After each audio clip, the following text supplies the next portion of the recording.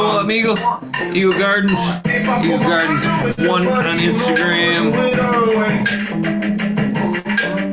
This is episode 840.2. Of course, this is a WEedNerdWorld. Let me turn this down a little bit. Cheers to the people that were here from the fucking beginning. I gotta fucking recycle. Gonna chat back up. Period. I know that guy. New managing moderators can support your channel even in more ways. Introducing managing moderators. These have the same capabilities as standard moderators, but in addition, they can block messages, keywords, and change chat modes in live chat. What the fuck is that? YouTube, quit fucking with us. Cheers. Oh, I gotta pop it out. There we go. What's up, Hawaii Sustainable? Hopefully you're having a great day. Ancient Soul Grown. Cheers. Evening to you must be on the other side of the world.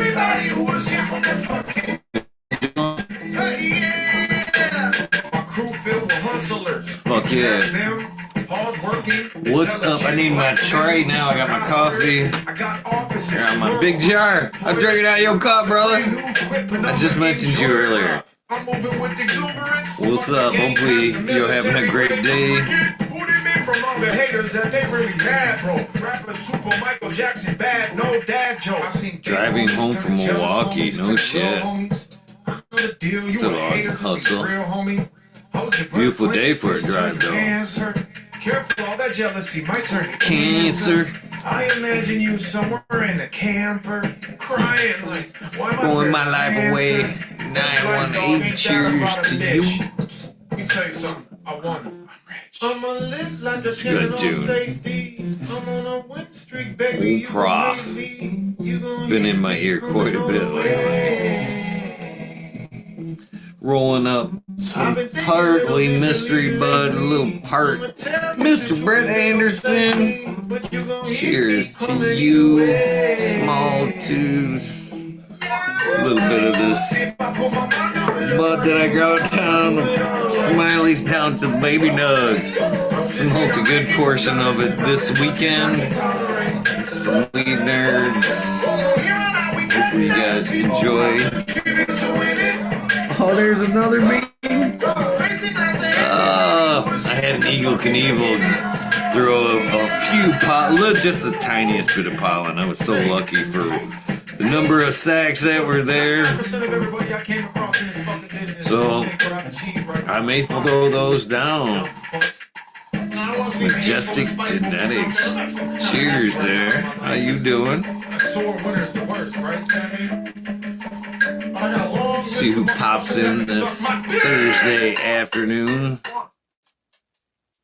What's up, Pop? I don't know what's up with the YouTube signals there, but cheers to you. What are you guys smoking on this afternoon? What are you having plans for this beautiful Thursday afternoon?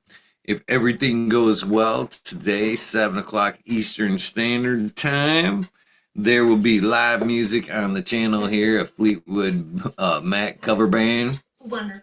From Trestle Park, like we did last year.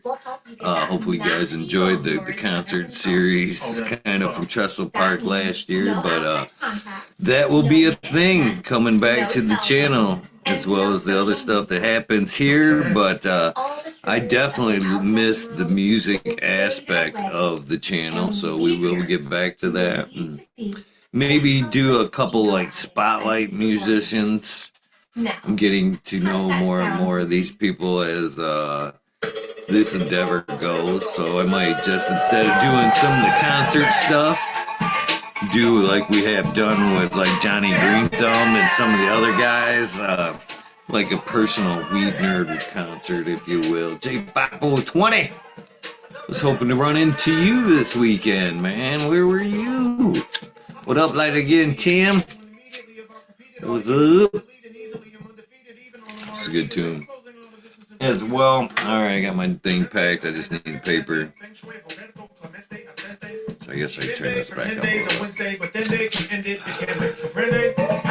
So I did see a little bit what somebody was smoking there. Biscotti pink champagne. This side of water. That sounds interesting. Forgot to fucking get a fucking group picture of the fucking Weed Nerds, which would have been amazing. I believe the opportunity or the wants for Weed Nerd Endeavor is getting greater and greater as we go to these events. Shit. Need a lighter. I gotta get a lighter. I'll be right back. I got. It'll be all good. What's up, Jack? CJ? Man, we missed you by a whole fucking day, brother.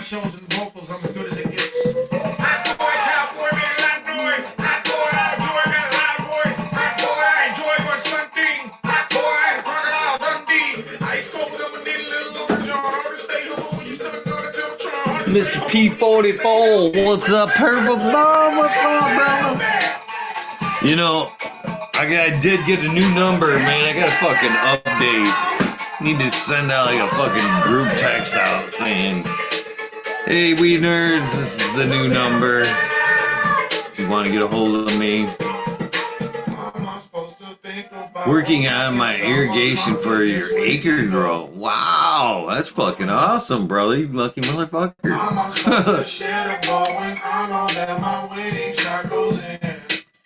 I'm jealous, Purple Dome. I'm jelly. I'm just stoked about like adding that a little bit. Huh? Stoked about that little bit in the background there, huh? That's a pretty girl in the background.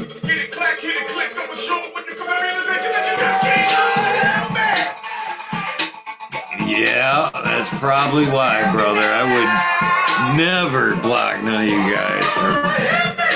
I've gotten that from a few people that's trying to reach out. I had those numbers for fucking almost 30 fucking years and then abruptly had to kind of switch up numbers. So those of you that has reached out and tried to get a hold of me and have not gotten an answer from me, please do not take that shit personal. It's loss of numbers. What's up, Iceni? I don't know why I was going to just type that in the chat. Let's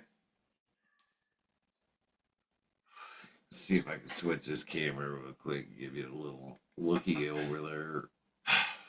I can see now that you are. Oh, no, wrong way. What's up? Oh my god. Yeah, I know. Do that a little bit. Got a little flower area going on back over there. This is marking the day one. The day one over there. Miss hanging out with Mr. Brett Anderson this weekend as well. Wish we would have got to hang out with him. Spend a little bit longer time with him. That's not going to work, is it? Well, that's what's going on back there. Strawberry brulee getting ready to go into flower. I see me popping in. Scroll past immediately. There you go. Shut that down so we can communicate with Mr. Iceni. Hey. What's going on, sir? Not a lot, you know, the usual. It's tea time, so I'm cooking as usual. Nice. What we cooking today? We've got burgers, we've got sausages, we've got steak, and we're gonna be doing some eggs and some cheese. How do you feel about like the process? As good as like when you're eating like just concentrating on the carnivore diet there, it's the sausages, you know, yay, nay. No, I will eat them, but I'm not because they're processed, aren't they? So they're going to have a few sort of you don't get really sort of like they're not 100% meat, or even close to 100%. They're probably got all sorts of ingredients in them. So the wife will eat them. I'm not. I'm going to stick with a burger and steak and eggs. That's going to be me. But the wife will eat the sausages, and I'm not too fast because there's not that many carbs in it. But occasionally I might lower my standards to have a bit of processed meat. But generally, I'm going to go for the less unprocessed, or like the burgers, obviously processed, but they're 98% beef, so there's nothing else in them. And there's processing to every stages of food we eat, really. Yeah, I'm kind of torn because like everything that I read or listen to about, like, say, for the running aspect, is telling me carbs, carbs, carbs, carbs, carbs, carbs. You want carbs, carbs, carbs, and then like I'm not protein. You know what I mean? When I think about the meat diet, it's protein, protein, protein, which Well, if you pay attention to, or if you look at that thing I sent you earlier about because they talk about runners and the visceral fat, and one of the explanations was the high carb diet is one reason why you build visceral fat internally and pack around your organs and everything else, and runners for some reason or endurance runners in particular have a bit of a struggle with losing this visceral fat, because it seems to be a little bit to do with the endurance and the way your energy or you're storing it. It's a little bit skew-whiffy when you're doing an endurance, but they're saying the visceral fat is different to sort of like adipose tissue fat. It's slightly different, and it's health complications. It's more cause diseases of all sorts. So yeah, it's well, I can't remember what I was really getting at. With your running, there's he's saying if you cut down the running and incorporate sprinting into it, you'll get rid of that visceral fat more easily, just by reducing your say doing 10 miles a day or whatever, 4 days a week or whatever, just cut out a couple of days and just do some sprinting for them days. might give that a go. I actually broke my I'm starting to get back little by little, and I broke my longest distance the other day at a 13.6, which slowly getting back up there, little by little, but I still got a long way to go by the end of July there. Splint definitely set me back. Hopefully, worst case, I know there's another one. I could postpone it for another one and just do a different event in August, but we'll see how it goes. I'm still shooting for the end of July. Yeah. Do you have that, like, that little bit of a pooch belly, where you sort of like are you ripped and lean there? Because they're saying you've probably got a pooch. You've probably got a bit of a pooch if you're a distance runner. No, six pack. Yeah. Yeah. Yeah, no, I'm good. I can't even keep the weight on. I eat and eat and eat, and it just keeps falling right on. That's how it is with me. I'm not even really that active, really. I do about at the minute I've got sore ankles and stuff from pushing it a little bit too hard. When we get into stuff, we overdo it, don't we? I'm in the same position as you. I don't want to take the days off. I want to go for a walk and push it a little bit whilst I'm doing my walk. But I'll cause some knee swelling, some ankle swelling. And it slowed me down from doing my 10,000 mile, limiting it to about 5,000, just whilst I get over this little bit of swelling and uncomfortableness. But yeah, I don't know. Even know what we were then getting at, really. Man, I Yeah, gotta take the drop rest, some. Dave. My primal punch drop there didn't pop up. I had some films of the primal punch. They were a little old, but didn't pop. I still haven't given up on them. I think we're at like day 7, something like that with the seeds. So I'm still gonna let them go till about 12. But Yeah. I, after 5 days, I'm like, yeah, you know, you'll be lucky to get something come up after 5. yeah, I've had them actually come up as late as 10. That's why the 10 is the 10. But anything after that, I'll sadly give up. And I've got more. I've got plenty of packs of the Primal Punch, so I could, if I want to go that route, I got plenty more. I don't know if I'm gonna like, okay, you had your chance to move on, but Speaking of seeds, I put some seeds into germinate actually yesterday, and I'll go and have a look at them in a minute. But I germinated 8 blood diamonds. I just put.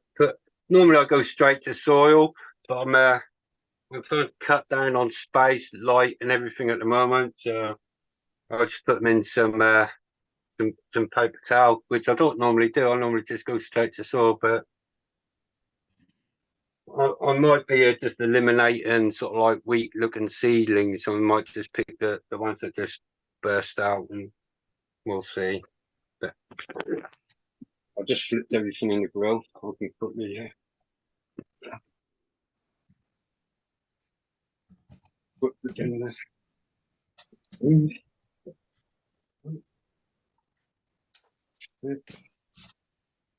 yeah, I still got some babies behind me. I up potted after the last episode, last Thursday night. Shit, you guys seen it? I think now that I think about it, we might be hitting day 10 because last Thursday I had to up pot them girls before I left. So they had to have at least 3 days on them. You know what I mean? Prior to, yeah, they're 10 days. They gotta go. This is tartan's pulled out to the side. This one's pulled out to the side. They're just gonna finish off in partial shaded light. I'm just gonna let them. I've got some seeds in this one, so just gonna let this one go as long as I can possibly to finish up. There's Blue Moby, some seed stockers. There's T-Mac and Cracks there, and this is a Red Kachina. This is a Red Kachina too. It's all nicely stacked up there. Done a little bit of training, which I don't normally do, but decided to just give it a bash, go this time. Got to keep the skills up. Got to practice every now and then. This Red Kachina is actually looking pretty down fire. Got some nice colours going on. Look nice and healthy. It's frosty. It's another Red Kachina. This one's looking like a bit of a bush. Done a bit of maintenance, removed some all the shit that was growing up there in the middle. We've got nori cake here. Yeah, that's the tartan. Mac and crack. Right, let's go and put the germinating seeds. So in where I germinate, got a hot water storage tank, and that's where they go. Well, even if I put them in the soil, they just go sit on top of my hot water storage tank.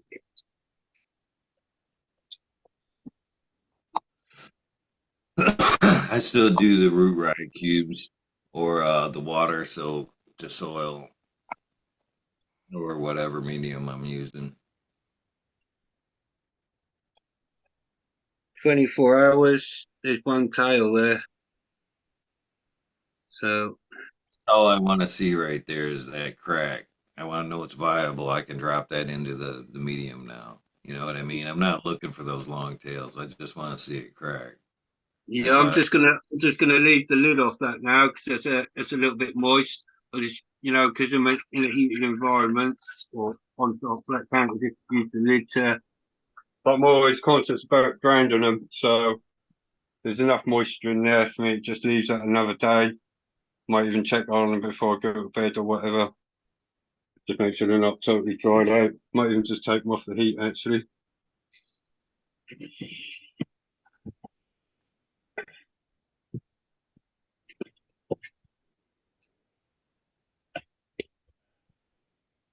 Looking good, brother. Watching the feed. assuming the position. Yeah. Steaks look good too. So you're gonna pop some more primal punch if they don't are you gonna just give up on them? I'd start some more just in case. I really enjoy the taste of that primal punch, and but there's I would say that would be in the V2 realm because I don't think he made fucking V2s or films after the until after the V2 rather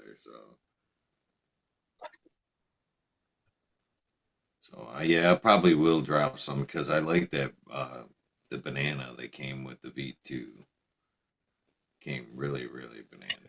Yeah, I'm too keen on the banana to tell you the truth. Or, look, I've done that Persian pie cross Amy Aces, and that was really banana. No, I ain't too keen on it. That's not my thing. It was more of it weren't sweet. It was stringent.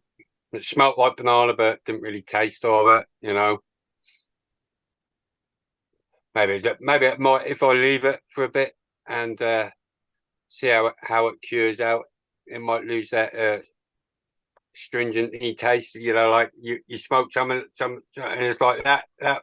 I need a drink just to take that. My mouth's gone really dry and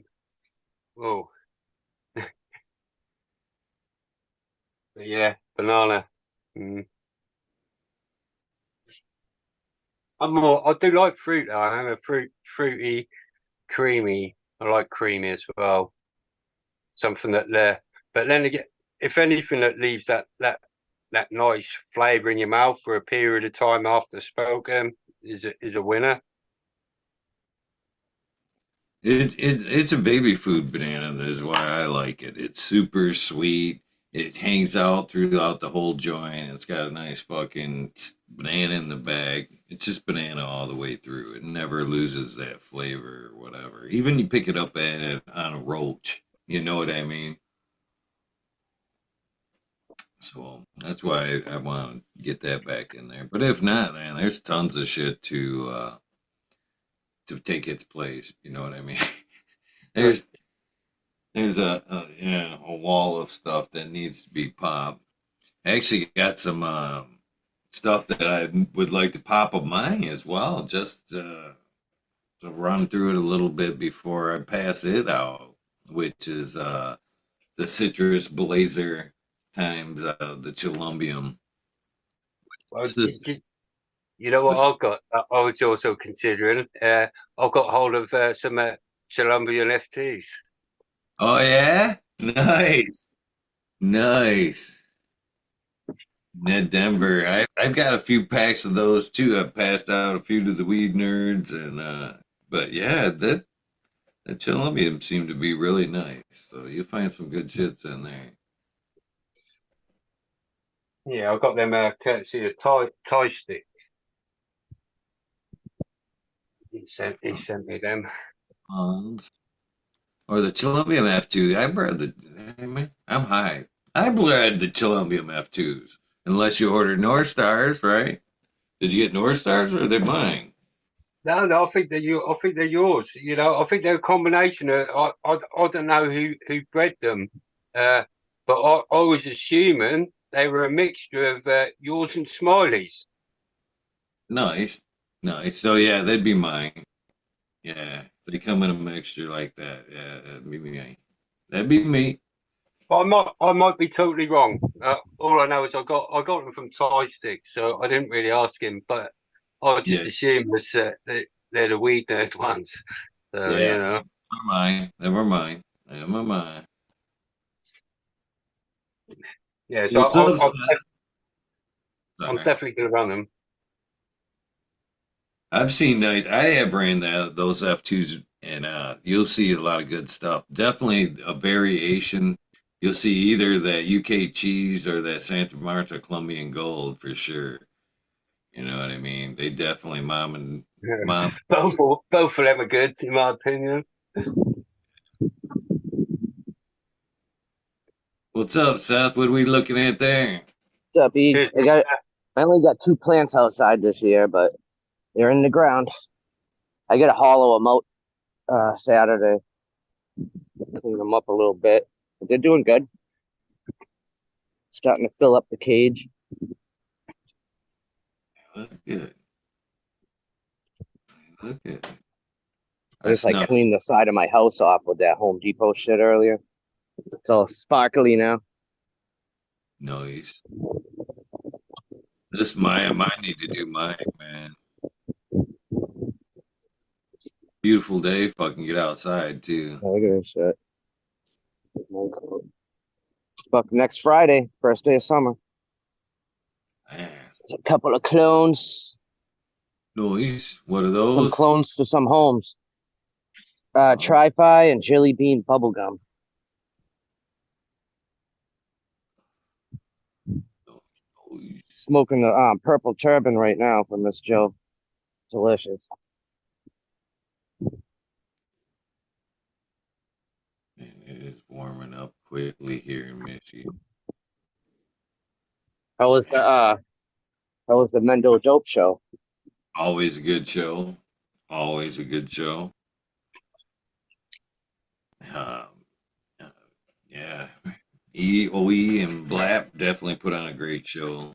Always do. Didn't get the whole crew this time in Michigan, but they lay it down. That's one of the great things about Mendo. If you get the whole group, the whole band and everything, it's amazing. But it's no seconds if you just get, either Oldie or Blap or, Bleezy and Oldie. Still killer show either way. Killer show. I always like to wish we could see them in a venue all their own. You know what I mean? Not just Mm-hmm. a festival, but just the fucking show where they rock out. No time limits. Operation Overgrow. Looks good. Walk us through there? Everything's so fucked up. I don't know what's what right now. Well, I Okay. do. It's on the tags, but I have to crawl under there to see what's what. Nice. I'm busy. I finally upgraded or started another little flowering area here too. I'm working on this one. Most of it's in the machine right now, drying. Fucking so that's something we could talk about. I broke out my Herbs Now machine last week. Fucking because I was going to that event and wanted to go see Mendo Dope, and it had been so fucking long since I had been to an event and was able to take some of my fucking weed. And so Sunday night, I fucking chopped that girl down, and that fucker was every bit of ready Friday to take to the show. And one of the hardest critics I know, modern genetics, cheers to you, definitely didn't even miss a beat. And that was in the dryer or whatever. I don't fucking I love my Herbs Now machine. I still do. They just proved to me I still love that machine. You know what I mean? Yep. I don't have the extra time to dry it, and I don't have any space to dry it in. So that tabletop machine is key to helping me. Uh-oh, you're muted.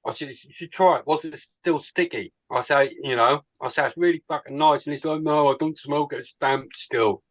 I'm like, you just don't know what you're missing. That sticky gooey, that gooey stage where it's just that still sticky, but you can smoke it.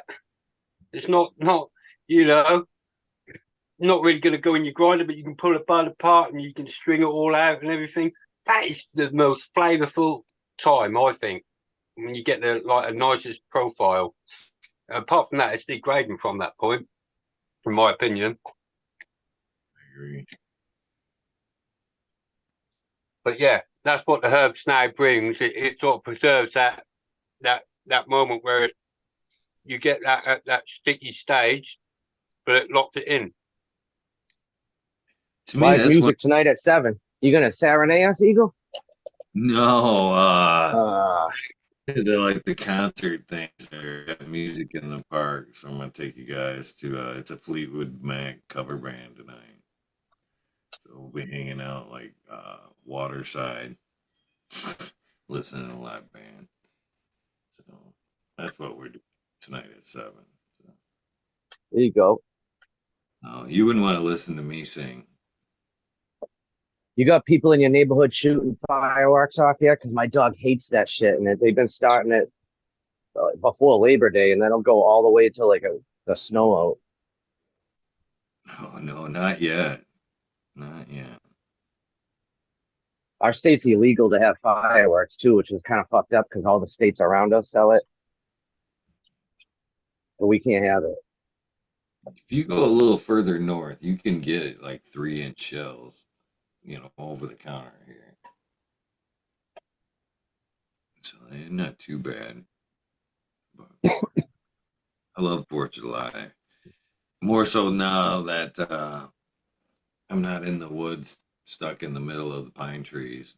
Because I'm a huge, I love fireworks. I used to go down back when they were illegal. I'd go down right before 4th of July and load up tubs, and bring them back to Michigan, and fucking just light shit off. But then I moved up here, and I moved right in the middle of a pine forest, and my house, the land that I had bought at the time, had already burnt down from wildfire in late '90s. So it wasn't unfeasible or anything, but yeah, it made me nervous. People, the weekenders coming up and blasting off all the fucking fireworks and shit into the fucking pine trees scared me to death. So it kind of chilled me out. I enjoyed watching them at that point, but me lighting them off in the fucking pine trees really, really was like, no. That would be just my luck to burn down half of northern Michigan and shit. No, not me. Not me. And when I lived there, we had 2 instances of wildfires. One of them got as close as 6 miles away, and then there was a wildfire in Grayling that worked its way down the highway as close as 10 miles. So that shit, man, yeah. I watched them. That was like the same years as the California fires, and watch that shit go down there, and that shit's scary, man. I wouldn't wish that shit on anybody, man. That's straight up serious shit. Had me a proud dad moment Friday. My son graduated high school. I still don't know how, and so that makes 3 kids graduated out of 4.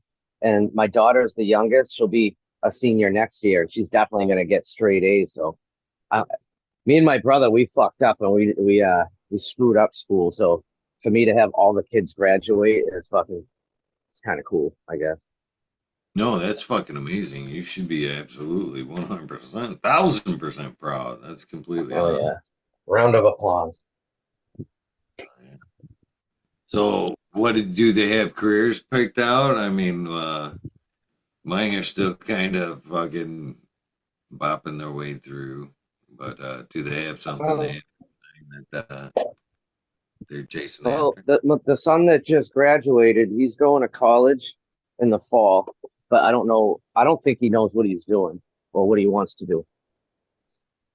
So I'm not really sure. And my daughter, she takes a tech high school, so she does automotive, which is kind of weird because she doesn't plan on getting a job in the automotive industry after school. So, but at least she'll know how to fix a car. It's a But neither fucking of them know what they're doing.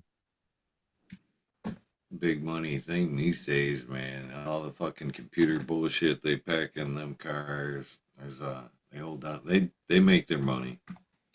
It's worth what they get for being a mechanic, being in the auto industry. Seems like it's always changing with the times, like everything else. It's, constant schooling, the electric shit, and everything.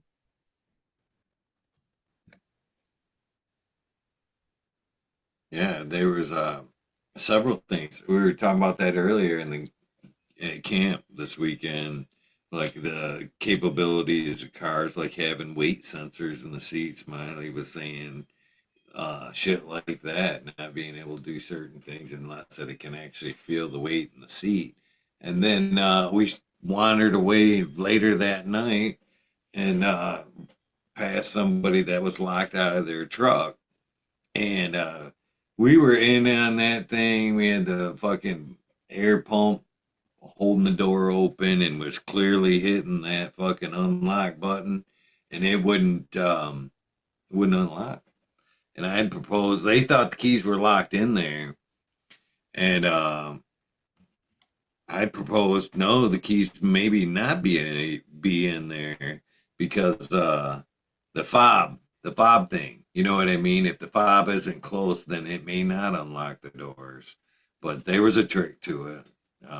You had to pull a handle, hold the handle while you hit it or something. But there was a trick to just hitting. You couldn't just hit the lock like you could on an old school car. You had to know the trick. Mm-hmm. But he Well, ended shout up. out to DOA. I started my cucumber DOA patch, so I got them. Those are all coming up out the soil and doing their thing right now. So gone but not forgotten. Right on. What what kind of cucumbers did you plant?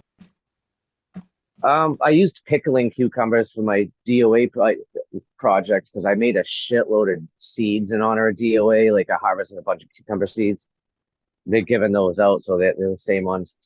Pickling cucumber. I got a shitload of zucchini, summer squash this year, beefsteak, and large red cherry tomato. And I've already picked literally over 2,000 fucking strawberries this year. My patch went hard. So last year I picked 10 strawberries, and then the local rabbit picked like 990 of them. I must have pulled like 1,000. He ate most of them. This year it sounds fucked up, but I shot it in his ass and got rid of it early, so I got to have all the strawberries for me. And that patch is going hard. It's just going to get more and more. Well, next month is the blueberries. Nice, nice. I love blueberries. Fresh blueberries are the shit. Hell yeah! I just bought another blueberry bush, but it's more like like they sell it as like a blueberry stick, and it takes a few years to kind of establish it. So You know, back in the days when they were giving away parcels of land here, to homestead land, you had to plant some type of fruit tree to be part of the deal because the fruit tree took like 10 years or something like that to actually start put from seed to bearing fruit. So the idea of that being by the time the tree actually bared fruit and you started to get something from all that, you had built a relationship with the land and didn't want to kind of leave. You know what I mean? You'd been grooming it for that long. I thought that was kind of a cool, part of the deal that you had to nurse the land for so long for it to be yours and plant good shit. But yeah, I fruit got tree. green beans going again too. So I've been working this green bean line. It sounds kind of stupid, but I've been working this green bean line for 5 years, and uh old dirty bastard from the Wu-Tang Clan. We all know and love old DB. Well, he's got a bunch of kids, but his daughter, Taniqua Jones, she's growing my green bean seeds right now, which is kind of cool. Nice. So when you like talk about like making cucumber seeds, is that like how do you get them out of the cucumber? You just getting them out, washing them, and then drying them and like picked Yeah, out. so I actually put them through the herbs now. Green bean and any vegetable seeds, I put them through the herbs now to dry them, make sure that they're not fucked up. But uh, I never actually harvested cucumber seeds before, and so I went on Google. You remember Subcool? Subcool was like, I am not fucking Google. Don't ask me stupid fucking questions. Yeah, he wigged. You remember that? He wigged out. It was a little clip he had. He was like freaking out on it. But yeah, just Googling it. So you take the like the cucumber meat and put it in a bucket and you kind of just swirl around. The seeds will eventually separate from the meat, and then you kind of strain it out, and you actually freeze them too to make sure that there's nothing fucked up on them. I would have never guessed the freezing part. I wouldn't have neither, but I seen you making me hungry over there. you got like a 10-course meal. Look at that shit. Oh. Oh. So you've seen Mendo Dope, man? Me? Yeah. Yeah, I've seen him a bunch of times now. Right on. You know what sucks is I'll probably never see him again. How come? If Mendo's listening, they need to reach out to the Boston Freedom Rally because they fucked up when they left here, and as of right now, they ain't allowed to come back until they do something. So Yeah. that's last year was all fucked up because and it wasn't their fault.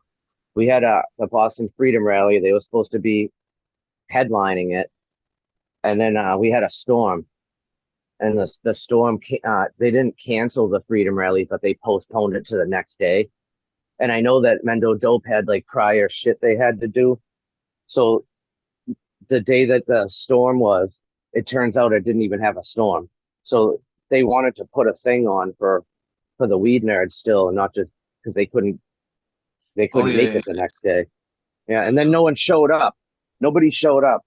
It was me, martial artist, my wife, and two of my buddies, and then this guy that I told to come, and that was it. And I was kind of pissed at like the East Coast weed nerds, like, where the fuck are you all at? But I think that every time I see them, man, them fucking guys deserve like a fucking packed house. You know what I mean? They deserve that fucking stadium event almost. You know what I mean? Couple at least 5, 10,000 fucking people, man. They throw down. They put on a fucking amazing show.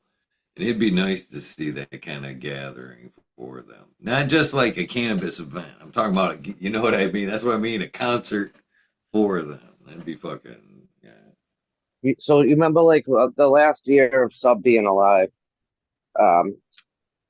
he had the whole thing happened with the raid, and kind of a lot of people kind of backed away because it wasn't a fresh situation going on. And so the Freedom Rally was in September, and I told Sub that Mendo Dope, because they played that year, that they played Jack the Ripper, and it's a Weed Nerd song, you know what I mean, and shit like that. And it almost looked like Sub was gonna like shed a tear. He was so like happy that like they didn't turn their backs on him, and they still were repping the songs and shit, because it looked like everything was crashing around him. You know what I mean? And that meant a lot to him. I could see it in his face. No, definitely. Definitely.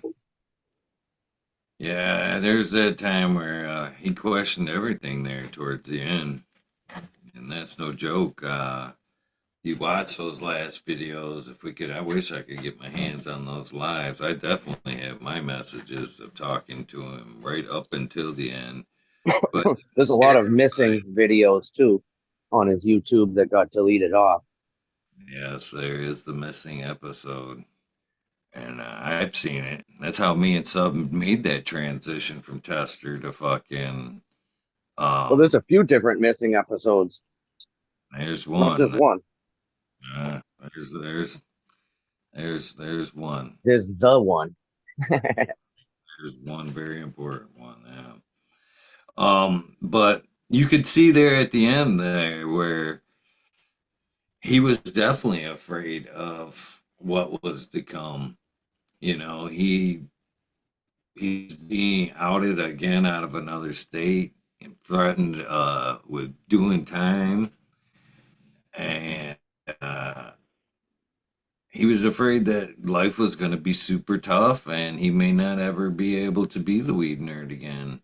And having that brand, once you put that brand across your fingers, man, you know, I as tatted up as I am, I'd like to think that the world has come to a better place where they're not like that. But man, people are very stereotypical today, and like you go into a job and your hands say weed nerd, you're very much limiting the types of jobs you can have. You know, more and more people are looking past the tattoos and bullshit these days.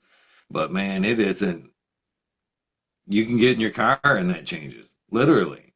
Just because it's okay in my town, you know what I mean? I can get my car and travel 45 minutes and literally be like, who let that guy out of jail? You know what I mean? It's just fucking for real.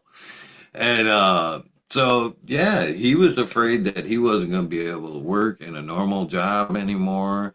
He was afraid that because of what had all happened, the industry was going to forget about him. And, you know, and that's another thing, too. We all like to think that this YouTube, the cannabis and shit is, you know, everything. We like to, we got our heart and souls into this. We spend a lot of time into this, but you know, the cannabis in general is a small part of life. And the fact of the matter is, when he fucking went to the store, you know what I mean? He'd go to a regular fucking store. Nobody knew who the fuck, you know, sub was. You know what I We go mean? right through the middle of the mall Across the on that sneakers fucking and on shit. that little electric thing. Remember that little rolling? I think that they call it hoverboard or whatever. Yeah, what the hell do they call that? I can't. Yeah, I know what you're talking about. He had his all beefed up with the super wheels, so he could go four wheel and in it and shit. Hit the end though, like as much as like he was devastated about like growing and seeds and stuff, he didn't give up. He's fucking started the soil amendment thing and was trying to bring back maybe actual super soil. Just say, remember that? So Wow. he was still trying to do Oklahoma it. was next. The next frontier was Oklahoma. That's he wanted me to head out to Oklahoma. Will and Vic were already trying to set up roots there prior to that, but then there was the falling out with Will and Vic, which was part of, you know, them locking him out of that house, which led to the fucking trailer there. So that kind of fell out. So he didn't. That's, you know, 3 days before his death. He didn't know if he wanted to go to Oklahoma, if he trusted the people in Oklahoma. His fucking chance of going to jail in Arizona was super real. And But that's what was going on because people, all the different weed nerds were reaching out and saying, "Hey, we come here. I got a place you can stay and we can grow." And like, I don't know how many people were sincere over just trying to get Subcool for clout. You know what I mean? right, but it was And he knew definitely that. a shitty time for Sub right there. But I'm glad we still remember and talk about him. His genetics live on, and you know, he made a hell of an impact on myself and a lot of people. You know, through the genetics and how he handled people and the people that reached out to him for genetics. You know, if you were a vet and couldn't afford it, he'd send you some packs. You know, and that was the one thing that was super cool about Sub too is, believe it or not, he sat and read all those fucking emails. Tons and fucking tons of fucking emails. And he still took the time to fucking read through, you know, those please can I have seeds, da da da da. And So he had a big heart, as many times as, we were talking about that the other day. Uh, I think everybody at one point had a fuck off from sub in chat. He had a bad day. We were seeing eye to eye. Fuck you. Fuck you. You know what I mean? So every one of us at one point has been told fuck off by sub, I think. And but behind the scenes, same day, half hour later, completely different guy. Completely different guy. Heart of fucking gold, and really gave a shit about people around him and stuff like that. So I have a lot of respect for Sub in a lot of different ways. I wish more people actually knew, the not lie persona of Sub. You know what I mean? Because there was an amazing guy buried under all that. Fuck you. Look it up. Kind of arrogant side of Sub, but definitely After missed it. after years of getting asked the same question, that's probably like aggravating. Yeah, yeah. I can Hey, see Sub, you growing in super soil? That one used to piss me the fuck off. So when he had his website, he had a couple different cell phones, but like I don't think a lot of people realize at the bottom of the website was a phone number, and that was actually his phone. He would answer it, or answer the text. That was his phone number. You weed nerds fucked up. You could have talked to him. right. I actually think he goes down as one of the greatest air drummers that ever did it. He is a funny guy, that's for sure. Definitely miss the old weed nerds. I'm looking for one more. Go ahead, brother. Looking for one more.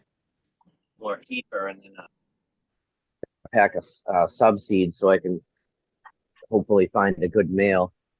I don't know what seed strain I'm going to start yet. That's going to be hopefully, well, I got to find the one more keeper female, and then I'm hoping by like winter I can start making some sort of something.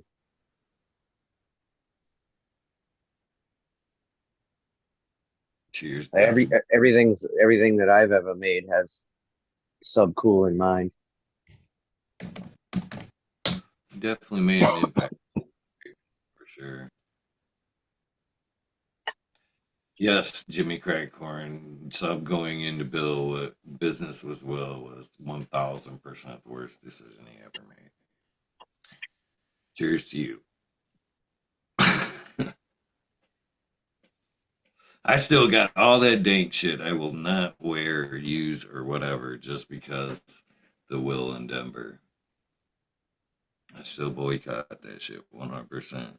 If you guys haven't figured it out, when I do the shout outs, they're the actually weekend at Bernie's on the shout out list is Will and Vicky because they're still running Sub around like fucking the Bernie character.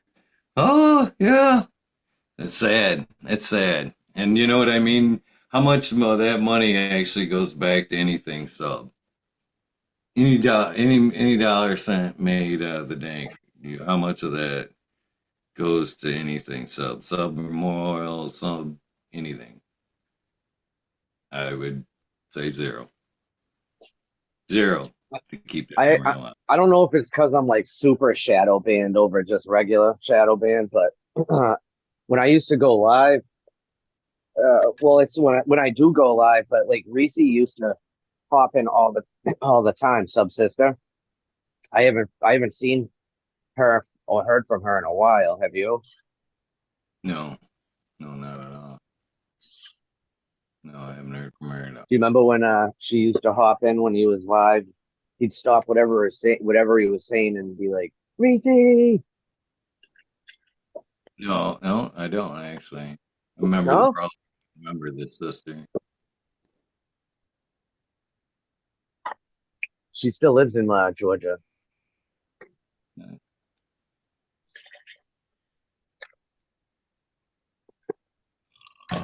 What are you smoking on today, Miranda? Or so?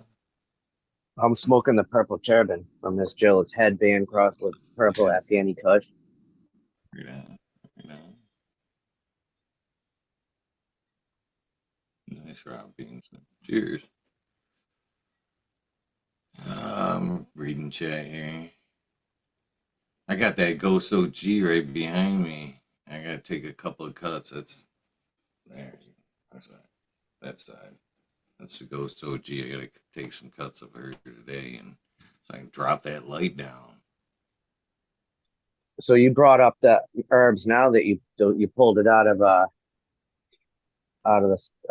cut. So that means you obviously had a harvest. So now you're going to be having like constant harvests, or is that how you got a bunch of plants going? Yeah, I'm in a perpetual now again. Hell yeah. Yeah, I've got this, and then I started that little area behind me now, right there, and I got the other tent, the other room. I threw there's a $600 spec in that little tent, and I moved the Mars light back over here, and re-up in this little flower area. There's a bunch of babies in cups behind the Ghost OG. This is the last of the original girl right here. That what you seen behind me back there. Some Roll Soul from Trichome Jungle. Got a couple of clones of the Strawberry Blue, and up here I've got some clones of the Peanut Butter and Jelly Breath, and then down here I've got some Smiley's. What do we got down here in seed? They've got transplanted up. We got some of his Blue Lime Pie times Ace the Animal Cookies. And then we have some of this Monarchia from North Star. And then we have some of this stuff from Angus Beckett, wherever that is, which is Flow times AK-47 time Flow times AK-47 Durban. There we go. And then I had some Primal Punch seeds up there going, but they did not pop. I think I'm gonna pull the plug on them today and probably re-pop them because I do want that Primal Punch. If I'll do the regs, I don't know. Or I have regs and femmes of the Primal Punch. I have the first version of Primal Punch. I have the V2s and femmes. So I can go one of three ways on that Primal Punch. So just to save some space, that's why I kind of went with the femmes to kind of just ensure I had a couple females there. But I'll probably go the femme route again. That's what's going on pretty much around here right now. Guess I could have walked you guys around.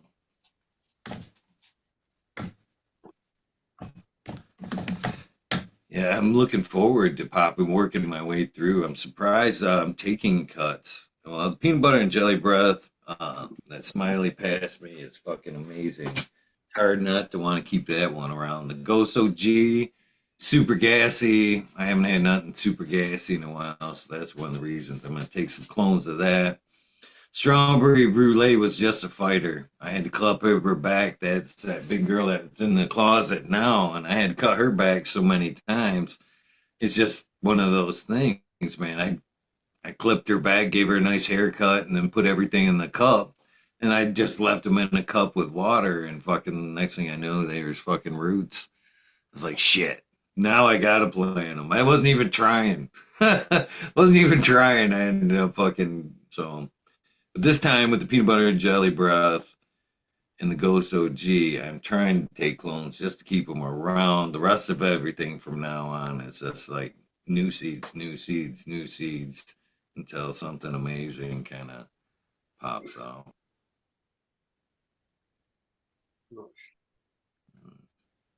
All right, one at a time. You're both showing your ladies. I seen you. I think this. That's right. SF go first. What you got in SF? There's a couple of try-fi Sundays. trying to get those for I have an event that I'll be sponsoring Turptown Throwdown this year, August 25th, Boston, Massachusetts. Collie Buds will be there. Jizza from the Wu-Tang Clan, a bunch of headliner music people. Come on down if you're around. Bit of reggae drum and bass, that Collie Buds, isn't it? Sort of jungle. What's that?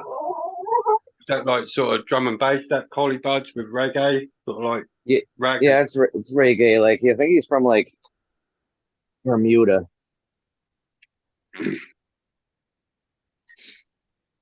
Looking good. All right. So are you saying those are trichome juggles? You kind of, what are we looking at? Nice. Oh right, yeah. These are seed stockers. So think they're actually Spanish based, aren't they? I think. But yeah, these are from the Grow Room 420 guys. Mac and Crack, these ones. So apparently they're totaling 30% THC on them. I don't really sort of like. I never only looked at the number out of interest because I looked up the strain and what to know how long it grow or how long they say it grows and everything. But I noticed it said it was a 30% strain. I ain't grown anything. Most of the stuff that I've been growing recently is sort of like in mid-20s. Don't know whether that's a realistic number, 30%. But there you go. Anyway, this is another one, Mac and Crack. Let me try and bring that down here. She's chunky, girl. What's that, mate? Sorry. She's a chunky one for sure. She's a frosty girl. This is a tartan. This is from the Greenhouse Sea Company. Yeah, this is nice, and it's got some fairly nice sized, palm sized buds on it. Pretty much loaded. Yeah, she's nice. It's got a nice top collar on it. It's not too dense, not too big. So I have been learning the sort of like the lesson. If I let them get, or if I grow them when they get too big, I'm more likely to lose sort of like half of the bud, maybe even the whole top collar. On some of them when they get really fat. I'm like, But yeah, this seems like a nice size where it ain't gonna get any rot or anything. It's still got just a little bit of gap just still in there, because that's where I find it normally starts, is at the bottom of your top, where the gaps are now start to close down on you. But this is the Red Katina from Conscious Genetics.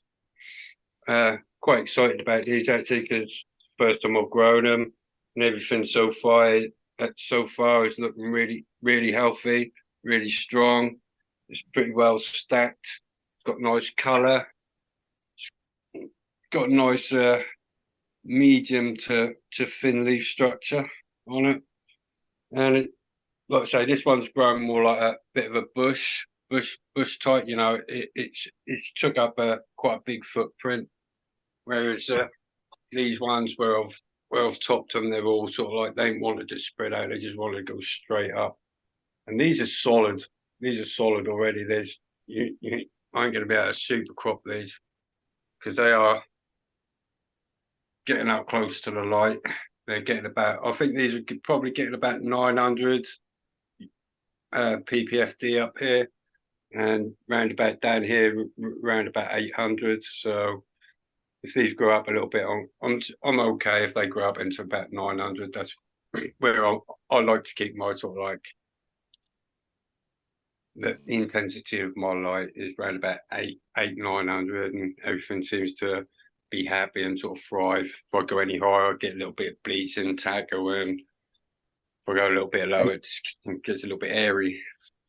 Are your lights all the way up, or you have them just right over the top? No, like height wise. I've got about 4 inch. Yeah, about 4 inches there, Seth. Yeah. You know, I know, like I say, I'm putting on. Well, that says there's on 4, but you can't tell how much power is going into there. So I got it on a smart plug, so I can measure the wattage. I'm putting out just about 600 watts on there. It's a 1,000 watt light, but it's still putting out 600 watts on 4. So I don't know if you ever notice when you dim your lights, you can notice when the intensity increases. It's almost like it does it in stages. You know, I'm sort of like, you know, when you think, oh, it's a little bit too much or too low, so you just. I just got my phone out, to be honest with you. I got a light meter or anything like that. I got one of those apps that will test you. You know, you put in the spectrum of your LED and everything. You just stick your phone under there, and that'll give you a PPFD reading. You can do your DLI and everything else if you want to on there as well. But yeah, that's what I use. Just dimmed it down, looked at the wattage. I'm quite happy with 600 watts for that, which I was a little bit because I've now the other thing I've done as well is this light is now going to be redundant to me because I'm not going to use this space anymore because I can't really afford the electric. Yeah, to be honest with you, I'd love to be able to fucking fill this room right out, but right at the minute, I can't afford it. And as I've got an abundance of, like I said, I've got plants hanging up everywhere at the moment and jars full of weed. So I can afford just not run one light for a bit and see Well, if you I know, can. I want to just jump on that. A lot of people don't realize this, and I didn't realize this until I started really growing weed. Is there is 1,000% a price hike during the summer months on power. They definitely tax you. I think it's like 30% extra for your power draw during the summer months. So then the rest of the year down, your rate drops back down during the summer or winter months. But during Oh, the summer when there's a high demand, you definitely pay a higher amount for your electricity. So a lot of growers here in Michigan at one point just decided to say, "Fuck growing in the summer indoors" for that reason, because the hike in the rate there. And not only that is, I think that indoors at least we grow the best weed in winter here in Michigan. You know, outside of the outdoor product, if you're growing in indoor, your best product comes during the winter months. That's just my thoughts on, uh, our, our prices are fixed here, but you know, they don't go up or down. You just whatever the energy companies see. The problem here is we used to have national power water utilities, should I say. Everything used to be national and government run, and then it got sold off to private companies, and they're all about making profit. When it was national and owned by the government, we were the shareholders, so all the money got reinvested back into infrastructure and everything else. Now you've got these private companies running these energy companies that we technically own because they inherited them from us. They got government grants that we all fund as the taxpayers. They get all this sort of perks and everything else, and there's a whole little bit of fraudulent stuff going on that they're taking our resources and selling it back to us basically. But yeah, I live in rip-off Britain basically. So what you pay, I pay double. Is what you pay, what we pay for fuel, petrol, or what you call gas. Is I don't know what the price is now because I don't drive because it's a luxury to drive and be able to afford the petrol. Seriously, it is. We live in a fucking. You guys don't realize how sort of like how abundant your meat and things like that. We're paying twice the price of pretty much everything that you pay, or what it costs. Sometimes it's cheaper for us to import from the USA and pay our import duties, and we're still getting a little bit of a saving. It's that ridiculous. That man-sized aloe right there. That's how I make all my clones. Hold on, let me unpin you back up. So, yeah. So I always kind of justify my electric cost to you a little bit in this way when it comes to the grow. If I didn't have the opportunity to stock up and have some of my own product or be able to get some product, what am I going to pay for? You know what I mean? What's my habit cost me if I didn't have that blessing? You know what I mean? If I fucking smoke 4 ounces a month, well, what's 4 ounces a month going to cost me? Well, that's my budget for my grow. If I can stay under that and go above and beyond, completely fucking awesome. But I stayed on, you know what I mean? As long as I'm under that, I kind of justify it as I was going to pay that anyway. You know, Yeah. it's cut some corners, but that it's always been that. You know what I mean? Especially the time when these lights were hung, fucking, or the first time the lights were hung, fucking, I was paying at the time because I was hustling the brickweed, and I could get fucking brickweed for $60 a fucking ounce, retail it for 180 to 100. But person I was with at that time, she did not want none of that shit. She got a taste of the good weed, and we couldn't just smoke the commercial bullshit anymore. So we ended up paying fucking $200 a zip. Fucking early 90s or late 90s, between fucking 98 and 2000, and $200 a month or $200 an ounce, 4 ounces a month. It's $800, $800 a month on weed. And I was like, yeah, nah, there's got to be a better way. And I had already established a relationship with the grower that I was fucking buying it from, occasionally walking through the room, da da da.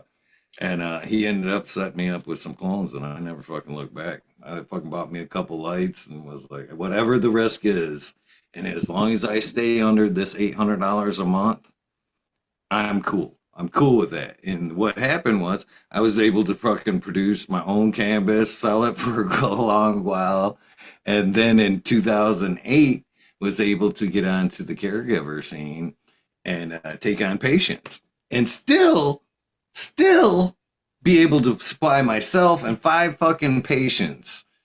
And you know what I mean? Had that amount of grow, 72 plants up and running, most of those plants in flower at the, you know what I mean? Just more of a fucking not keeping track of numbers, flip, 72 in flower all the fucking time, and not be able to go over that $800.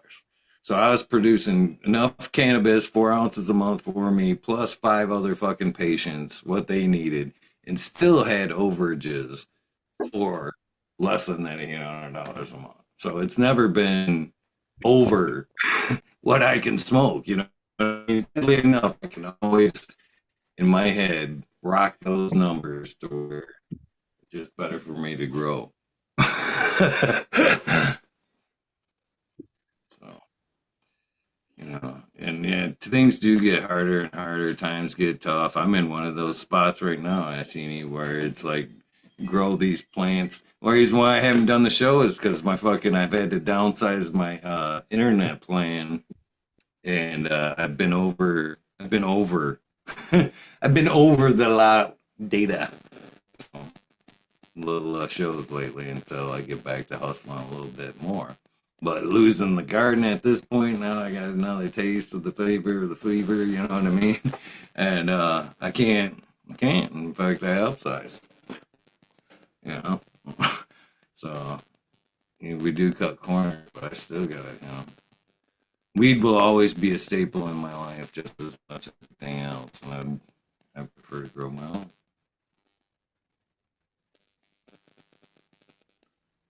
I just cut everybody off, and now everybody's all silent. Cheers. Cheers to that little rant. But yeah, I love growing that weed. And somehow or another, I seen, even though power is a factor, and it is getting more and more expensive. But man, I wish I could. I wish I had the availability of going outdoors. To be honest with you, I did have. I seen Purple Thumb saying he had an acre. I was like, I'm fucking jealous. I'd take a 10 by 10 right now. I've so overlooked it, I'd take, even though, it's a no. I'd still risk it if I wasn't, in a built-up area and everyone it can just see into my yard. It's not even that big. It's just crazy. But yeah, I'd love to just whack a plant out there. If I had a nice big fence and everything, and that I might even consider it. Fuck it, even just like take the consequences if anything goes wrong. Yeah. I set one outdoors. I got one that's one of the Eagle Cadets, probably a little more than waist high. I set out in the corner, kind of inconspicuous right now. I don't know how far or how long she'll stay there, or if I'll have to move her to a new home. But right now, I like the idea. It would be nice. It would be nice to step outdoors, at least for a season, and see, just to see. I had Without one of those. I had one of those cyclone jungles. What did I grow? The raspberry. So yeah, I had one of them herm out on me. So I just grabbed the whole plant. It was in a big pot, plastic pot, probably a 10-gallon pot. And I just threw it out in the bottom of my yard. It's next to a car park, and I just threw it out there, and I'm like, oh fuck it. No, it didn't herm out. Actually, it was covered in spider mites. So I just grabbed the whole plant and just threw it outside. And about 2 weeks later, I was like, oh, that's still going out there. And then I looked across the yard, and there's a policeman just parked his car right there. And he's got out of his car, and he's looking all around. He's staring right at it, and he just did not notice it. I was like, because it's all in with stinging nettles and everything. Well, I just threw it. But yeah, I was like, oh, my butt was twitching and everything. But yeah, that's that is funny though, because like I say, it's even just a whiff of it. The police around here will put in your door if they really want to. Yeah, they can just use that excuse. If I was to open the door to a policeman smoking a spliff, he's just coming straight in, no questions asked. That's it. He's got the authority now. It's that fucking bad. You guys are blessed.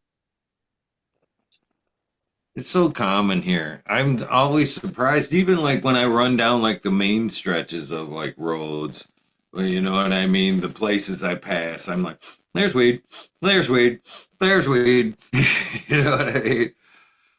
Everybody's I can smell it, like I'm walking down the road and stuff, and I'm like, oh yeah, someone's growing around it, but you can't pin what house it's coming from. You'd have to spend a quite a considerable amount of time around to find out where. But yeah, everywhere you walk around, you can smell it. But like I said, I think that the authorities only really sort of like seem to be concerned if you're making money from it, or if you're causing an aggravation, or someone reports you, and then they have to do something about it, But apart from that, I think if you keep your head down and you don't bother anyone and everything else, you just mind your own business. That's the way it should be, really, isn't it? That's how we should all be allowed to live. So as long as we're not bothering anybody else, just leave us alone. Yeah, at the last grow there, I actually fucking vented out the peak of the roof there with a 6-inch pipe. So that's like as it sucked through the filters and through the grow, through the lights and shit, it exhaust through the peak of the roof. My thought being there is the wind would carry it, you know what I mean? Catch it from 30 feet up, blow it probably about a quarter mile down the road, you know what I mean? So the wind would take care and, kind of keep me hidden a little bit, like you're saying. You didn't know where it was coming from because it was being exhausted so high up. Yeah.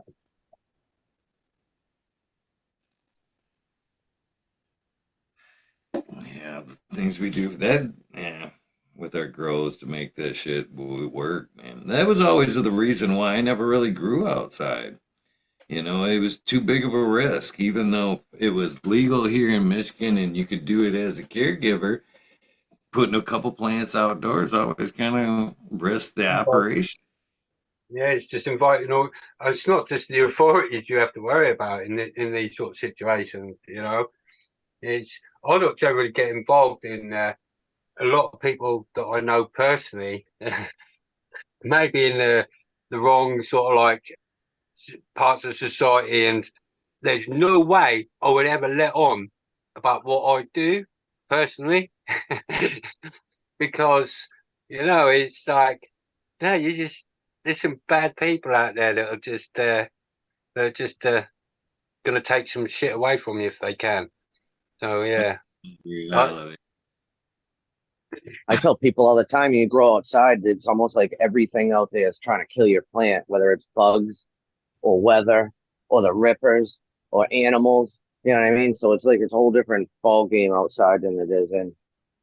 Nothing's dialed in room outside. Everything's all fucked up. It's like everything's seasonal. Caterpillars come hard every year. I've seen, no, I gotta go. I'm on the other side of that, brother. I'm on the other side of that.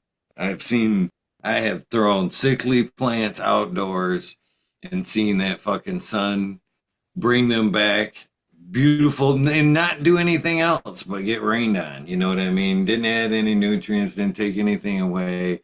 And then plants come back like a week and a half later with a beautiful improvement. I've thrown fucking thrift ridden plants outdoors and then come back in a couple of days and seen fucking whatever eats thrips fucking pick that plant fucking clean as fuck to where almost like shit, I could just spray her down and bring her back in. So I don't know. I have to be on the other side of that, man. I've seen nature take care of some fucking shit. But you're right. You But yeah, it can't does that too. fuck it up too. You know, direct sun, I had indoors, straight I put a outdoors. little clone outside, and a fucking I was amazed that a slug could eat so much in like one night on my plant. It ate every leaf off. It ate half the stalk. It was just nothing left but a little stick. And I ended up just leaving it there, and ended up growing like a bowl-sized bud at the top at the end of the year. And I called it like Slug OG or some shit. And me and my buddy smoked it. It was actually pretty good, but it was amazing to me how much damage a little fucking slug could do. Yeah, different predators outdoors for sure. Something about rainwater too. Whether it's the grass or fucking or the flowers or plants or whatever, the rain seems to really make the plants blow up outside. I just put those plants out there and had it barely and big enough to cage, and that thing started blowing up. We're in that explosive vegetative growth right now anyway, so putting that thing into the ground like the biggest pot it can be in. It's in a mound like Mendo would do. You know what I mean? And that shit blows up. I only have a 10 by 20 greenhouse, but there's only two plants in there, so I'll fill that whole greenhouse wall to wall with two plants. Nice. Easy. I can't wait to follow along. See how she goes. This is my first year having full sun on the greenhouse too. I had the last tree in the backyard cut down last year, and then my neighbor on the other side, he had a bunch cut down. And it was like perfect, and then he passed away like 2 months later. So as much as it sucks, he's gone. Thank God he like had that cut down before. No more caterpillars rappelling like ninjas down the off the top ropes. I was thinking about with the lake being right across the street, thinking about trying to feed it a little bit of lake water here and there instead of just whatever what I'm gonna give it. Angel just brought up ticks. I ended up getting Lyme Got disease Lyme. from a little Yeah, Lyme. motherfucker. That thing severely fucked my I'm gonna have to get a test for that actually, Seth, because like yourself, I get PSA. my knees and my ankles and that just swell up for no fucking reason, and it's like my joints are just being attacked, and I was supposed to be screened for Lyme and lupus, because I got diagnosed with this condition. What they told me, I got this genetics elf Eleanor Delanos or whatever it is. But they were on the process to give me that diagnosis. They were supposed to screen me for Lyme disease and lupus to rule them out first before they come to this diagnosis. But they never did. So that's something I want to get chased up on. But yeah, do you find any benefits like cold ice? Does that help? Uh, Not really for me. You know what helps is just laying there, which sucks because I don't have time to lay around. The RSO actually helps a little bit.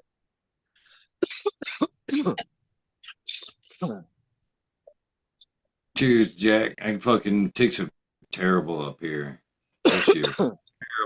I went for a little run the other day and fucking during the run I had two on me. I just stopped. 3.5 miles run along the road edge. Two ticks. Two ticks. Jack, I'll tell Collie Buds you said hi. That's what's up, man. It was cool to meet them, and they hooked us up. I've got some vinyl right here, actually. Shit. I got their hybrid vinyl. Shout out to Collie Buds, and I got their. I think this is Take It Easy by Collie Buds. Oh yeah. Shout out The to last Collie time Buds. he- Got the record last time player he on came top of to- the Curador. The last time he came to Turftown, it was actually his birthday. They brought out like a big cake for him. And all the vendors, like they were all weed. There was like over 100 weed vendors, and everyone put a little bit of something in. It filled up like a fucking massive trash bag for that dude. Uh, so many edibles and like pre rolls, and like that dude had a huge, literally a Santa sack for birthday present. But I actually never met him. I actually am gonna meet him this time, just because I can. So might as Yeah, well, dude, he's right? cool. They're all like, to be honest, I've been working some. I did Cali Vibes Festival and Cali Roots Festival in Long Beach and Monterey with my wife, and she's working for a weed company, and they are sponsoring the event. But we get to meet a lot of the bands like fucking Pepper, Revolution, fucking a few others. But it's been a lot of fun, man. It's they're all super down to earth and like relatively like we were talking earlier, or you guys were talking earlier on the show, like that it seems like YouTube can feel like everything, but then like Sub goes to the dispensary and people don't even know who he is. And it's like if you're a huge fan of like Tribal Seeds or Revolution or whoever it is, Stick Figure, to you it's a huge deal. But like I told somebody I was doing yoga with the other day, I was like, oh yeah, I'm going to Monterey and Cali Roots Fest is going on and like Stick Figure is going to be there. And they're like, who's Stick Figure?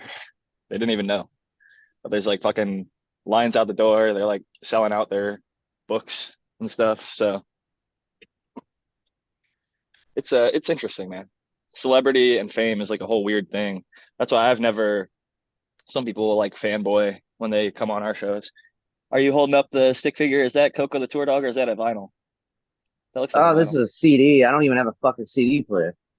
I just we went to this book signing. It's a children's book, but we picked it up anyway because I wanted to support Stick Figure. They're fucking cool. One of their band members, Will, came up and signed our wall. But it's Coco the Tour Dog, and the dog fucking signs the book with its or paw prints it. Oh hell yeah! Hey, I've Uh, seen that dog on the stage because they have it on like you can watch him on YouTube. You know what I mean? It's Yeah, sponsors. yeah, like it's all about how like he met Coco and like how the fucking dog was like all nervous backstage in the green room and like smelling a bunch of like stale beer and shit and like just ended up running out on stage and loved it. And now it's ever since always been able to go to the shows live on stage even when there's huge ass crowds. So they're cool, man. Will, the drummer from Stick Figure, rolled up. Like I said, we had like a a wall. I work with this group called American Weed Company on occasion, and they try to get cannabis legalized nationwide for veterans. They're veteran owned, and they like donate 10% to stop soldier suicide and responder strong. But we have this big wall, and it says like weed, like American Weed Company, and people sign it. And it's like signed to show support for legalizing nationwide for veterans. And Will, the drummer from Stick Figure, just like wandered up before the show started, and I didn't even recognize him because like I'm pretty bad about recognizing band members by their face. Like I don't go to enough shows or watch enough live shows to like recognize like Mendo Dope. I probably would, but like there's a lot of other artists that I love all their music. I could sing every word to every song, but I don't know what the fuck they look like. So they might walk right past me and I don't even know. So it's always I cool. They're actually very I humble. see that at shows. Like the people will walk around the shows before they come on, and no one even knows who the fuck they are. Unless you're like you said, unless you're a diehard fan, you don't know that shit. I'm actually Right. gonna hop off here, guys. My fuck phone's blowing up. Peace Okay. out. Good talking with Thanks you, for Miranda. letting me on. Yep. Peace. Have a good day. Later. Uh, yeah, Stick Figure rocks, man. That'd be a good one to have on the show. But it's the same thing like you're saying, Stick Figure is a pretty big band, you know what I mean? Just like Sub, you can see, it's amazing how you can just pass by people and not even know who the fuck they are. It's like some stuff is so big to some people, like, and then other people just don't know shit about it. Like this, everybody probably knows at this point. I'm a Tesla fan. I drive a Tesla, and they released the Cybertruck like last year or early. A lot of them are getting out there now, and you might have seen one driving around, but it doesn't say like Tesla on it.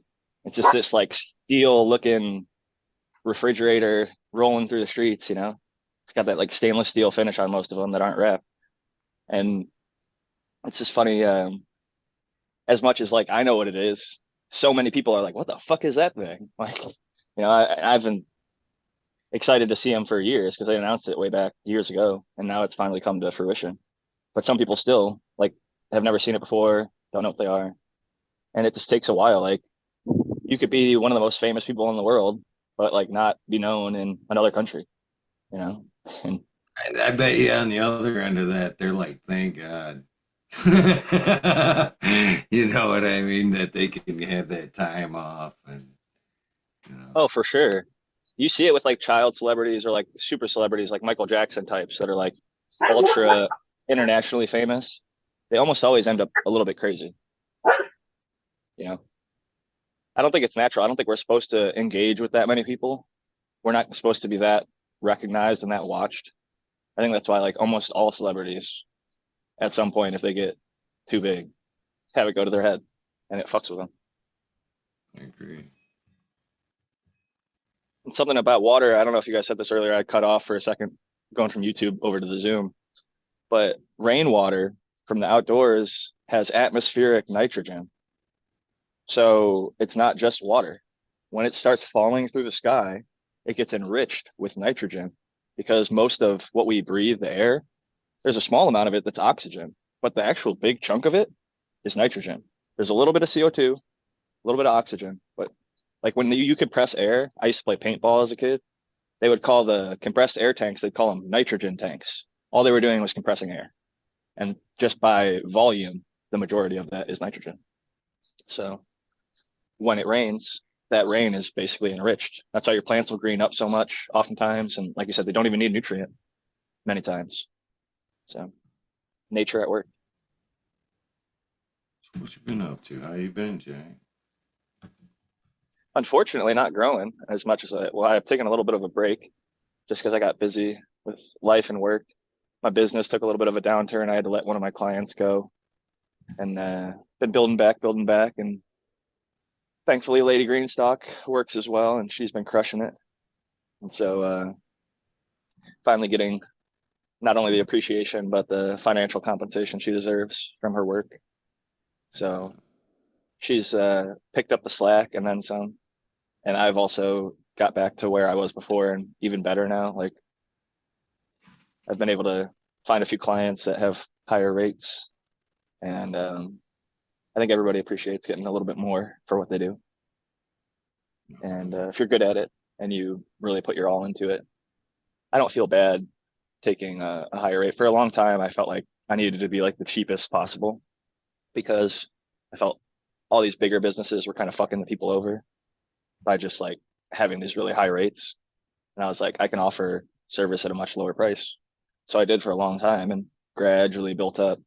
And I'm still cheaper than a lot of other alternatives, but I'm better able to manage life and things. It's expensive. Shit, everybody knows. Food's up, gas is up, rent, fucking everything. Producing, manufacturing, doing literally anything costs way more money now. So not to get political or anything, it's just the reality of, I think, everybody's probably world, not just the US. I think most of us are experiencing it. I seen it. Do you guys have like inflation woes? And I heard a little bit earlier talking about energy being expensive, not wanting to run the lights. You're on mute. I don't know if you realize that. Yeah. Well, our government has allowed these private energy companies just to racketeer, run prices up, and you know, it is a bit of a con, really, because when you look at it, the wholesale prices to what we have to pay, and you look at it as whole different things. But yeah, it's in such a sorry state of since COVID. They've called it the cost of living crisis. The food's gone up exponentially, hyperinflation on everything, and what the government has decided to do to help everyone adjust to the new bills increases and everything else, they've been giving us nearly £2,000 every year, tax free, just hand it out to every citizen, and as a called a cost of living payment to help you pay the extortionate prices that are being put upon us. I can't see why we can't just take back the ownership of the companies that we allow to be sold to shareholders. We should just take them back and you know, make it all fair, not like one price for everybody, you know, across the country, instead of like it depending on where you live, what company you're with, and everything else, you know. And it's all this indifference that causes conflict and divide as well. It's a crazy game they're playing, you know, and it's like I hate it, man. I think it's bullshit. I think you're right. People need to take back and own the power if they can, if that's an option. I think the main way of doing that in 2024 is get solar on your roof, get a battery on your wall. That's going to power everything at your house, and then you can start selling the excess power back to the thing. So instead of having a power bill, you start getting paid every month. Even in Canada, even in Michigan, there's a guy, Dirty Tesla. He's in Michigan. He uses solar panels. They've already paid themselves off. They actually heat themselves now. So when it snows, every like 7 minutes, the snow just dumps right off the roof. And even on cloudy days, they produce like 30 or 40%, whatever their maximum would be on a sunny day. So yeah, solar, you fuck the power plants, take them out of the equation. You can it just is a make little profit bit. on the I extra. just want to throw this out there. If you're thinking about solar and you're in Michigan, please hit up Buddy Dalton, my guy from Cloud Cultivation, so we can keep that event going on, our favorite Michigan event. That's what But, Buddy yeah, does. man. The growing supply. That's a but tough when you market there. He does solar panels. I just want to throw that out. Cheers, buddy. when Hopefully you we talk about we'll when you see. talk about solar though and green energy, a lot of it is we've been sold a lie, you know, because they said, you know, like oil and that is a car, or you know, a fossil fuel, which implies it's in limited supply. But when you look at solar panels, they're made from rare earth materials, you know, and they are proven to be in limited amounts and only can come from so many places. And they use child slave labor to mine these materials to supply all your solar panels. And it's backwards thinking, because oil has never been proven to be in short demand or supply on it, and it's not even proven to be fossil, you know, because we've only explored so much of the earth's crust. We can't go down so far and everything else. It's all a bit of we've been sold a lie that oil is scarce, so that's why they bumped the price, you know, because at one point oil was so abundant and so cheap, yeah, that they couldn't make any money from it. So they had to, the Rockefellers and everything else, and oh, this make this thing that, oh, it's going to run out, it's going to run out, it's going to run out. So you know, Just we're like going to make all diamonds, this money. supply and demand. It's, That's why we're always finding more and more. We keep finding new and new whatever. I don't think that it's either or, right? I have a gas powered Mini Cooper. I love it. I restored 1940s gas powered cars when I was a kid with my grandpa. I love gas powered cars. I think gas is still going to be used for decades and decades to come. Just like when we went from horse and buggy to gas powered cars, there was less horses back then than there are now.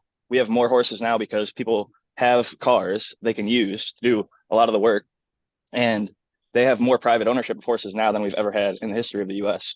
The thing about the whole child labor thing, there are companies that actually actively do go and make sure that they're auditing to make sure that they're not using any of those materials. Like Tesla, instead of having child miners, has $1 million machines that are digging for their cobalt if they use cobalt.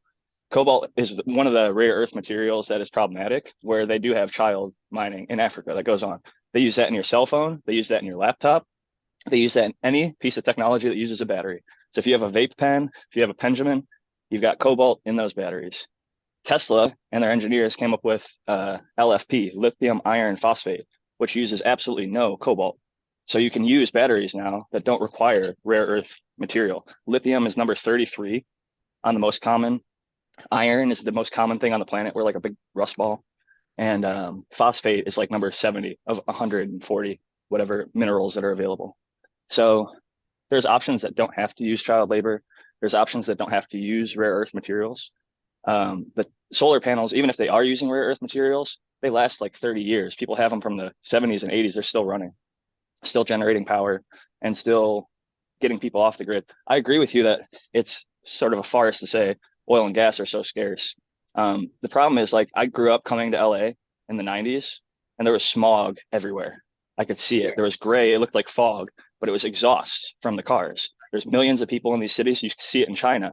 China is rapidly switching to EVs because they have so many people in these cities, and it's terrible to breathe in the exhaust.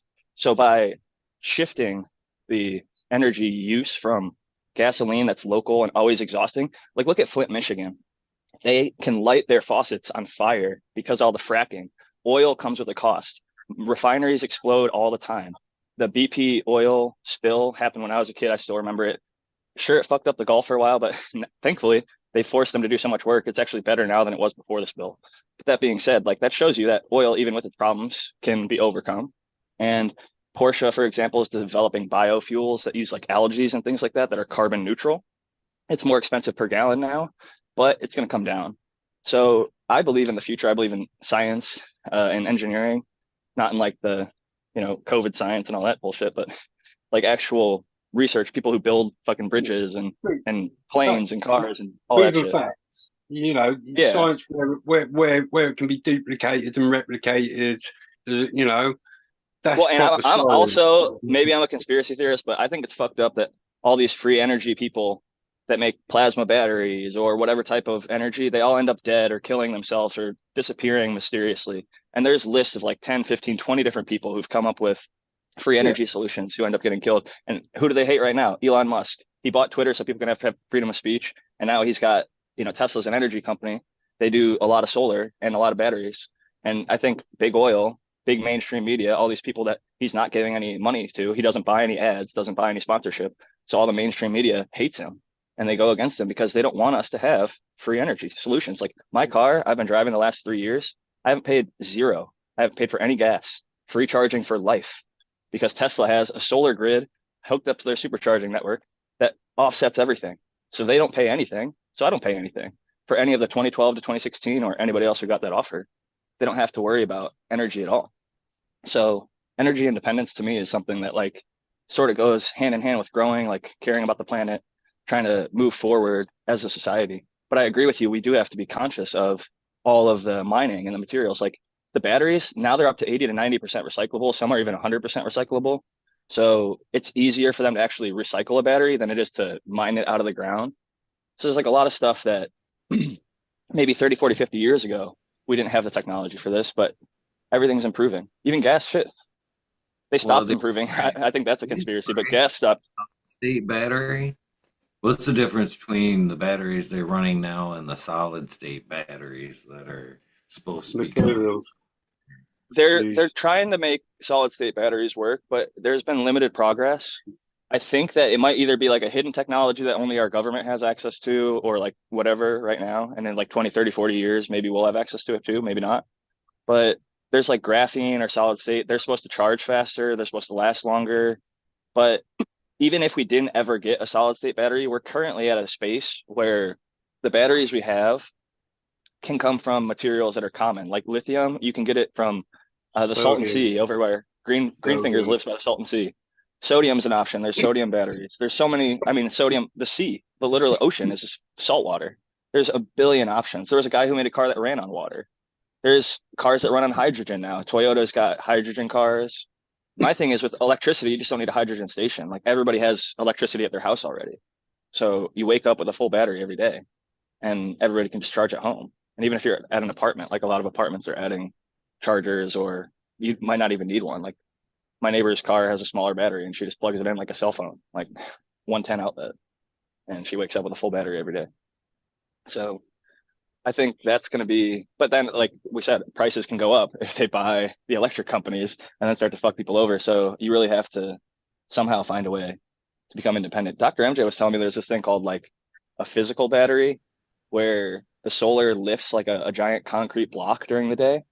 And then it has a winch with an inverter.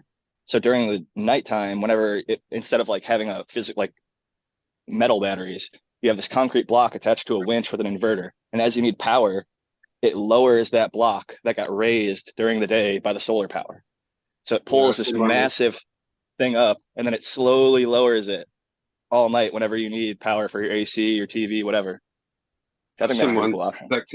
Collecting the energy from the sea and the waves, moving floating devices that are just floating on the surface. And as the sea goes up and down, it's just creating a motion.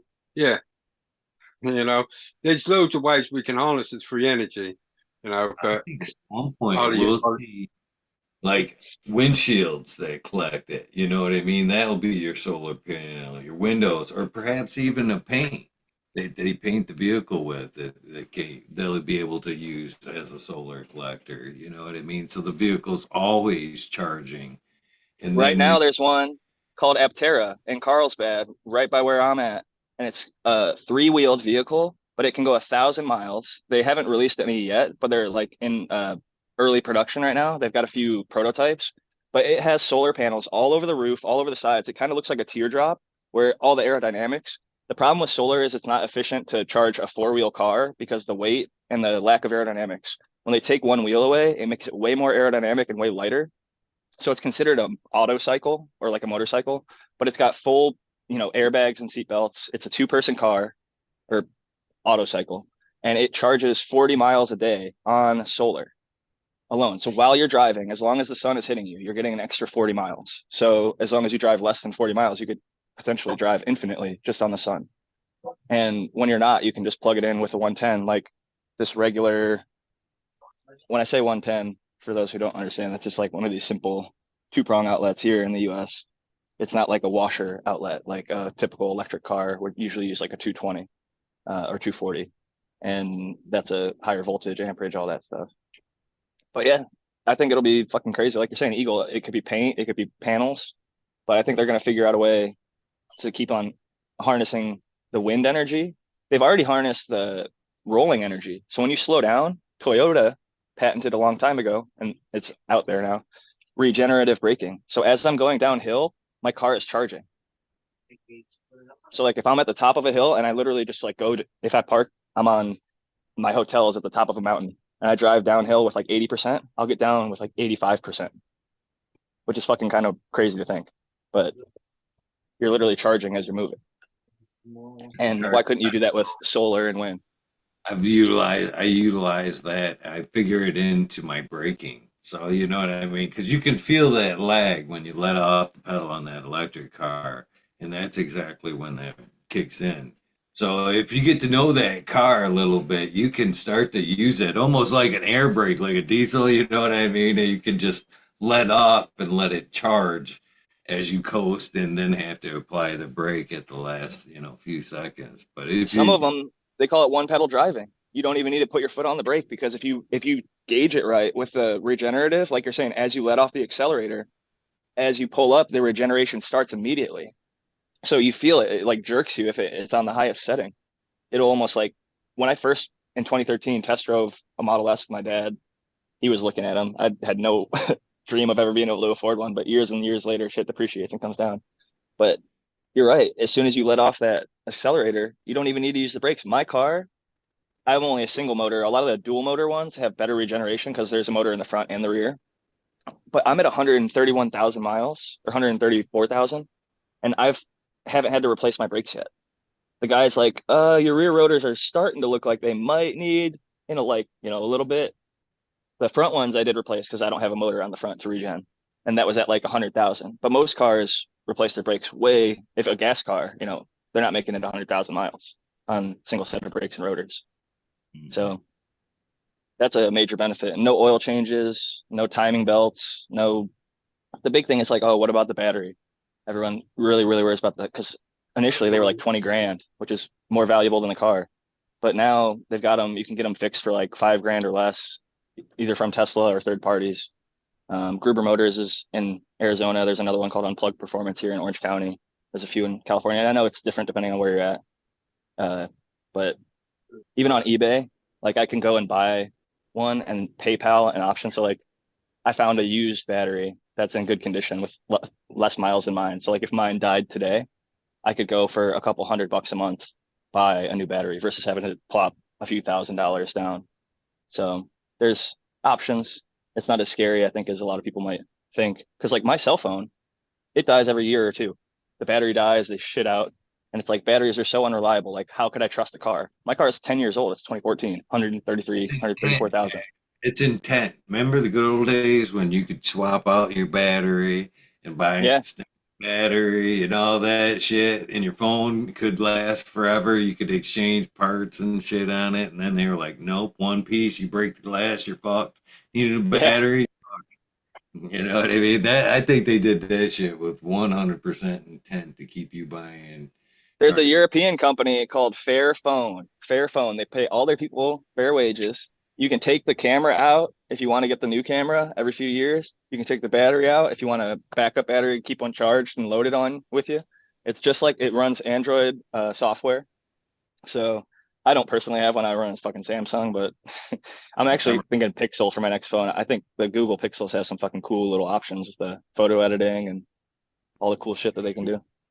I'm serious. I got a few devices, and a few of them, like, well, my Samsung 23, which it was like the upgraded version of the 23. That fucker has such an amazing camera. That's what I film everything on, like that Mendo Dope and shit. That thing's so worth dragging around just for that fucking camera, the sound suppression and shit like that. I got an S8 that I use for like backup cameras and shit still has an amazing, you know what I mean? I've kept these devices over the years for like backup cameras and shit like that. But man, that Samsung, yeah, I fucking recently had to try out a fucking one of those motos. Worst camera ever, man. Side to side, it's like you lick the fucking thing before you took the picture compared to my I'm close. I'm similar with you. I got like the 22 plus, I think, Samsung, and the camera is crazy. You could take pictures of the fucking moon, and they come out clear. And it's like the zoom on it. Even if you don't zoom, just like the quality. If you take a picture from far away, you can like crop, and you'll be able to see the stuff way off in the distance at like such high clarity. It's What I've been incredible. appreciating about lately, I'm sorry, I think I keep cutting you off, so I'm apologizing. No, no, I won't speak on. Um, the fucking Northern Lights. I never realized, as long as I've lived here, that it was so hard to see to the bare eye. You know what I mean? Unless it was kicking. And then I fucking pulled out the old Samsung to the bare eye, literally held it up into the black sky. Click, click, look at it. holy shit, there's what's above me and shit. So that's the only I've recently been. I'm the only way I could see the northern lights, and it wasn't only through the camera eye. A weird thing that I think is about weird like that is, and I can't help but wonder, it's like they say our cell phones are kind of becoming more and more one of we're becoming, you know what I mean, more and more attached. The phantom ring and shit like that, the vibrating on your leg and shit like that. Well, I found lately for me, like when it comes to like this Northern Lights thing, so I take the picture, right? And then I can't see it beforehand. I got like an idea. I think my ideas are like giving me a clue to where they are or where to look. And then I take the picture, then I see it, and then I see it, and then I put the camera down, and now my eyes have kind of like I can't see it like in the picture, you know what I mean? But my eyes have now kind of, oh, that's what it should be. You know what I mean? I can pick up on it a little bit. It's kind of weird. It is amazing, and it makes me think like, how often is there fucking shit that we can't see in our light spectrum that like bugs or animals can see? You've ever see like cats or dogs freak out and you're like, what the fuck are you looking at? And you can't see anything, but they sure as shit can see something. Yeah, just staring up in the corner, uh, watching Like, something that you look. Yeah, there's nothing there. I think they can see sort of like, I believe there's energies, whether you want to call them spirits, things like that.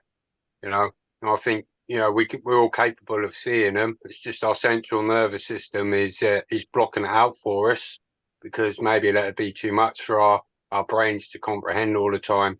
So I think that's what our central nervous system is. We're limited. We've been restricted for a reason, and the design, I think, was for that reason. Because so we wouldn't freak out all the time at seeing sort of strange stuff, but we can only see a fraction of what's actually there. I think our central nervous system is keeping it all where it should be.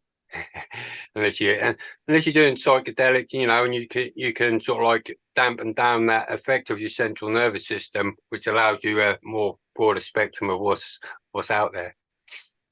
In my belief. I know, I do. I'm with you there. Go ahead, Eagle. I was going to say that I do believe there is more out there, and our brain is more capable of seeing more and being more success, knowing what's going around or connecting like with the Akashic record and stuff like that. We are like somewhat of like a tuner, and our mind is like preset to a station, kind of like you're saying. Psychedelics kind of unlocks that. Where I think this is where my thing is. So we looked at so many people that are mentally ill, okay, and they deem them mentally ill because they're locked in that state of mind.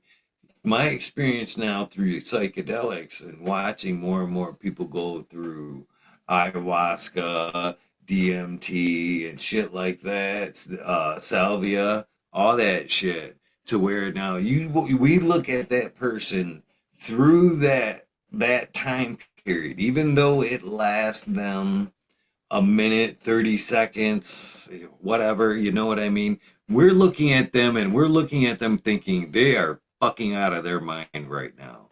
Batshit, just fucking out of it. And then they come out of it and they tell you what?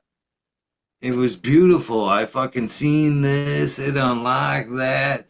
Da da da da. So what's to say some of these people that we have deemed, mentally ill, you know what I mean, aren't like 50-50. You know what I mean? They're that point 0.5 or a third off into that other channel, and they just can't put it into words. Or you know what I mean? Because we know they're not on ayahuasca, DMT. It's just fucking gibberish to us. You know what I mean? They might be tortured by it. What's going on Yeah, in some of these, yeah, other exactly. worlds? There might be fucked up shit. They might be seeing all the terrors of the world, or their families, or their past histories, the traumas. If you had a chicken and you flew a picture of a predator bird, like a hawk above it, they'd all go crazy, right? But then if they took that chicken's babies And then the next set of babies, 3, 4, 5, 6 generations later, they only ever flew triangles, circles, squares over them. The 6 generations later, they flew a hawk over one of them, and it started making all the chickens go fucking crazy. And it just shows that they have generational memory, even in something as basic as a chicken, and something that simple.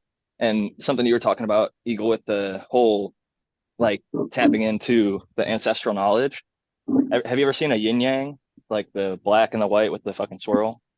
Duality. So they just found yesterday that that is like the subatomic particles, like how they look at a subatomic level with some like nuclear scanning microscopes, like at the most basic level. And it's like, how the fuck did these ancient people have this symbol that looks literally exactly like a fucking yin yang? And that's exactly what, at the cellular level, like these very specific scientific particles that were just discovered, like in 2024, thousands of years later, we're just discovering this shit. And it's like, I think if people look at like a lot of artists, musicians, comedians, a lot of them will do drugs, acid, cannabis, whatever, and say that makes them feel more creative. And it like lets them get into their mind and like tap into that extra whatever it is. And the last thing I'll say is like Tommy Chong talked about the I Ching or I Ching. It's like spelled I space Ching. And you can find them online, but it has you toss a few coins. And the whole going back to the idea of spirits.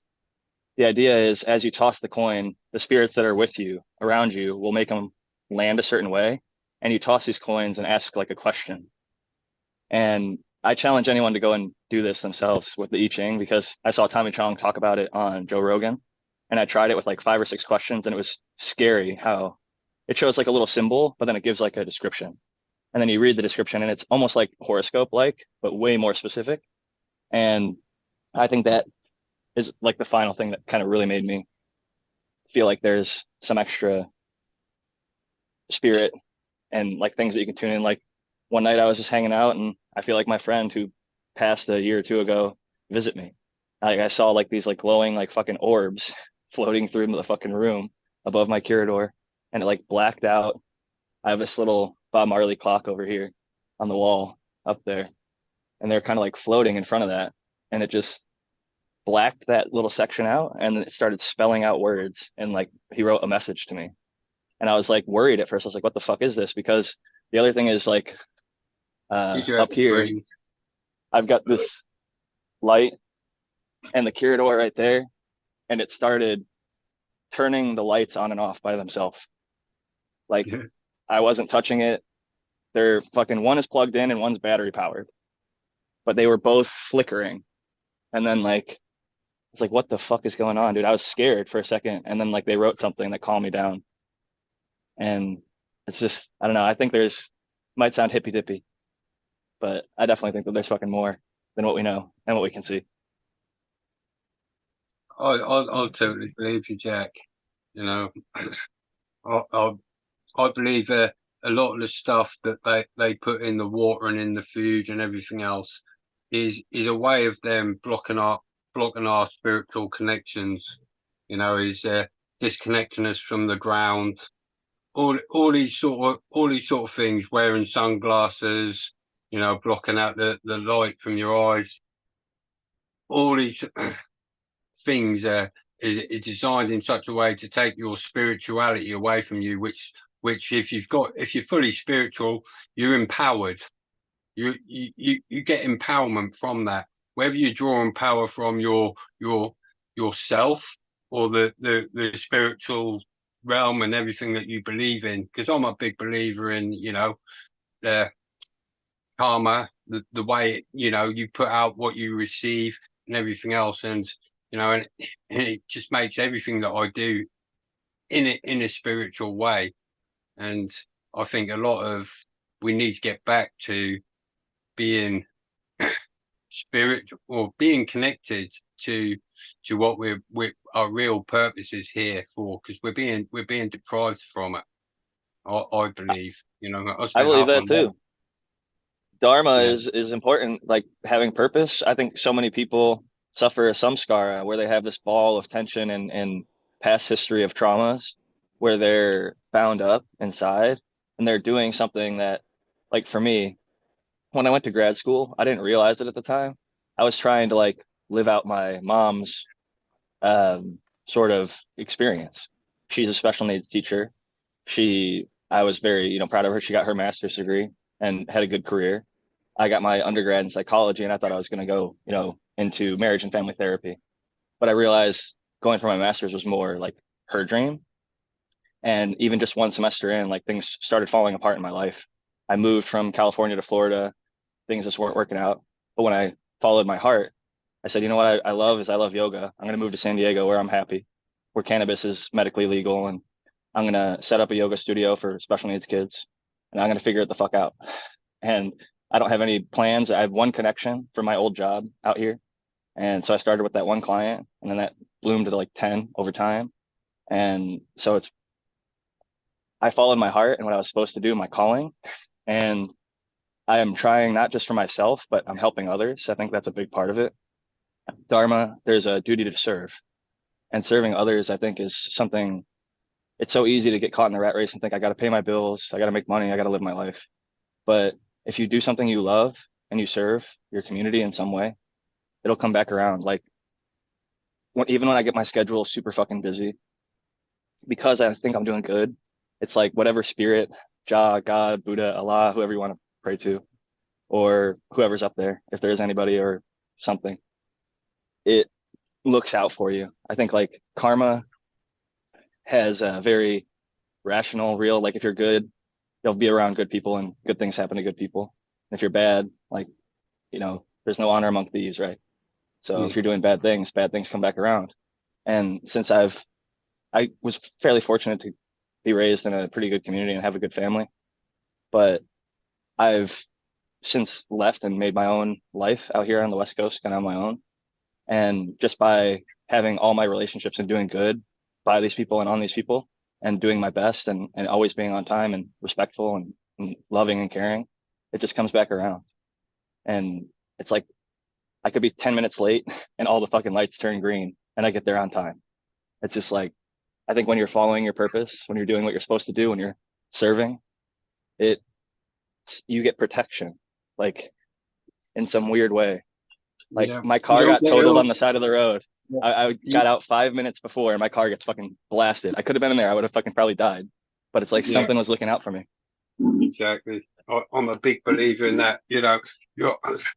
Sometimes I got a little bit weird with it all a while back, and I was almost sort of like talking to the angels, because I was a big believer, in like, we've got spiritual guardians, angels. I've done a bit of reading and, watching Joe Rogan, reading grimoires and things like that. And I'm like, I started getting into the King Solomon and the lost keys and everything. And I'm like, there's all these sigils and you can command these spirits to do stuff and all this weird sorts of business. And I just really got lost in it all.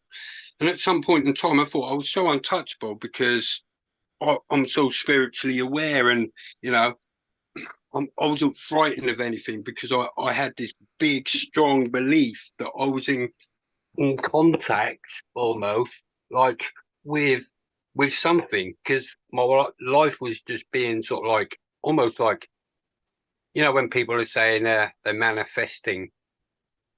That sort of stuff was just happening on the regular, and it still does, I randomly entered for a little, I suppose everyone gets lucky streaks and stuff, but I noticed when if I enter competitions and stuff, I'm quite often, I'm quite a lucky person. But if I was to go and put a bet on or something, that's really weird. It's like, even just stuff like if I'm trying to, it's like it's the way luck favors the hardworking, and luck favors those who put themselves out there. You often create your own luck. A lot of people, you would have never been lucky if you didn't put yourself in those opportunities a lot of the time. So it's easy to, like, when we work hard for something, it's easy to downplay it and be like, oh, I just got lucky, because anybody could have done that. But in reality, it's like you had to be up on time, you had to be there, you had to put yourself in those situations. And like, I think at times we'll get challenged too. Like, even when you're manifesting and things are crushing, you'll get things in your life thrown at you that are like, hey, this is a challenge and I know that you can get through it, but you just have to keep the right fucking attitude. Some people have a bad attitude, and it's like that challenge might be what kills them, you know, might be the fucking end of them. But some people, it's like, I've never had cancer, but I know some people beat it. And I think a positive attitude is a huge part of how some people are able to get through it. Cheers, Yeah. Eagle. Looks like you're back. Slightly. Yes, and it is a challenge. According to data, I've hit my limit. That's why I keep dropping out. So I've got to crunch some numbers and enjoy part of this day during a run, and hopefully get some shit together so I can go live later tonight. But yeah, well, we're actually 20 minutes past the 2 hours anyway. But yeah, I'm definitely out of data. Definitely out of data. Sorry we ran you over. We got to get you back It's all on the good. unlimited plan. I know. Just like we're saying, man. At some points, you just gotta adjust some shit until whatever. It's whatever, right? At least I got It all the worked hang out of how it should. I had a great time hanging with you. I see any great time talking with you, Eagle. I'll jump on out and I'll let Eagle wrap it up. But always good fucking talking shit with Eagle. Peace and love, y'all. Have a great day. Thank you all for having me. It was wonderful. Missed you, Jack. Take care, brother. I'm going to do exactly the same. I'm just going to say piss and puff, everyone. Have a good day. What's left of it for everyone? I'm going to go on there, kick back, and well, actually, I'm going to take the dog for a walk first, and then I'm going to go and kick back. Cheers, and I'll catch everyone later.